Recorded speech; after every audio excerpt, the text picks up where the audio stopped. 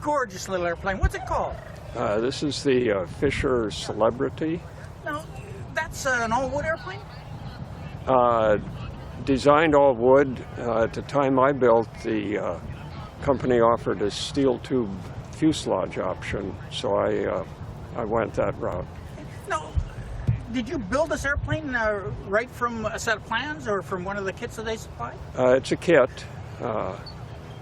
It's more a materials kit, not too many finished pieces, but it was the kit, yes. Now, how did you get involved with this airplane then? I mean, did you see something on the internet? Did you see something in a book?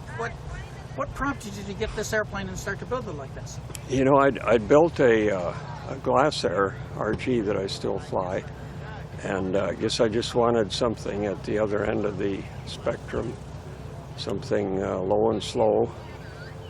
I looked at Kit Fox, and then I got bitten by the biplane bug, I guess. And I didn't necessarily want a Pitts type, you know, hardcore. Hard to fly, and right. You want more of a little backyard flyer. Right, right. So, when did you first find out about the Celebrity, or how did you first find out about it? This was in the early 2000s. Well, wait a minute. No, in the late 90s I started. I finished the airplane in '02. Took about 4 years to put together. But I was looking at a couple of kits, the Spirit Renegade, was it? Renegade Spirit from Murphy Aviation. Right, Yeah. the Murphy, and it seems like there was another, and then this one. And then Fisher had smaller two-stroke powered. Yeah, they had the Celebrity and, or not the Celebrity, the Classic. Right, FE, right. And 404. I kind of thought I wanted to stick with a conventional Lycoming or Continental. Now, this airplane looks a little different than the rest of the Celebrities. It's more of a, I don't know, an older style look to Right. it than what I've seen of the Celebrity. I built it pretty strictly by the plans with just a couple of little changes. The motorcycle wheels, pretty obvious. They're off a Honda. And then the little headrest is just a fiberglass piece I built up. And they do change the look of it quite a bit. Now, what kind of power are you using on it? It's a 0235. I stayed with the low compression version so I could use the auto fuel.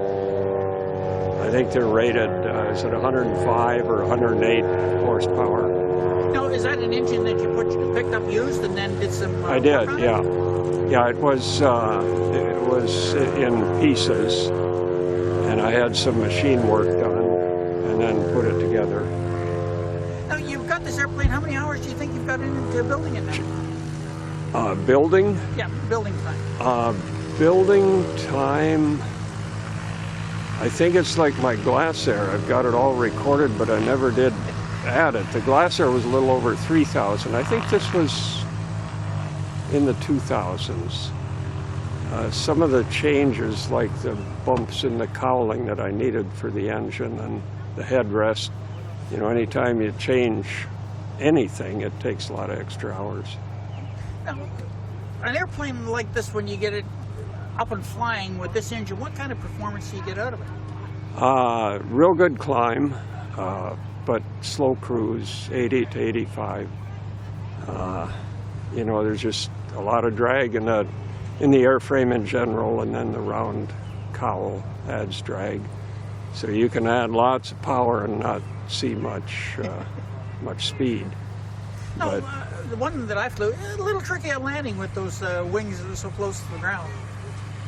I've not got a lot to compare it with. I think of it as pretty docile, but the other side of the coin is it's sort of blind. The way my straps are, I can't lean a whole lot. So as you get into the three-point attitude, it is pretty blind, but the actual handling is pretty docile. Now, how did you get the airplane finished the way that it is? I mean, are you using a standard aircraft fabric covering materials on it?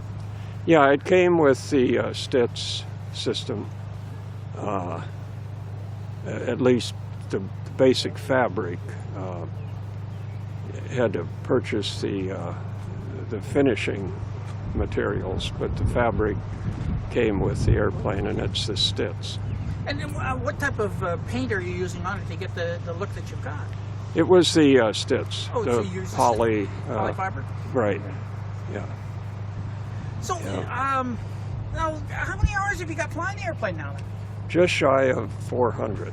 You've got 400 hours in this old girl? Yeah. I mean, it looks like it just came out of the showroom. Well, it's I get to hangar it, so it's kept inside. Now, what kind of trips have you made? Like, are you just flying around the patch, or? Lots of little lunch runs, 20 minutes, 25 minutes. Very few cross countries, just down to the Portland area, over the mountains to Wenatchee a time or two, but it's real short range. What kind of capacity, fuel capacity, do you have on the airplane? Just the 12 gallons. And what are you using, 4.5, 5 gallons an hour? It's more like 6, so it's real short range. So if somebody wanted to get in contact with you and get a little more information on the airplane, maybe on some of the construction techniques that you've used, is there a phone number where they can reach you? Yeah, and anything I'd have to say would be a little out of date, because it was a few years ago. But sure, I'd be happy to talk to a builder.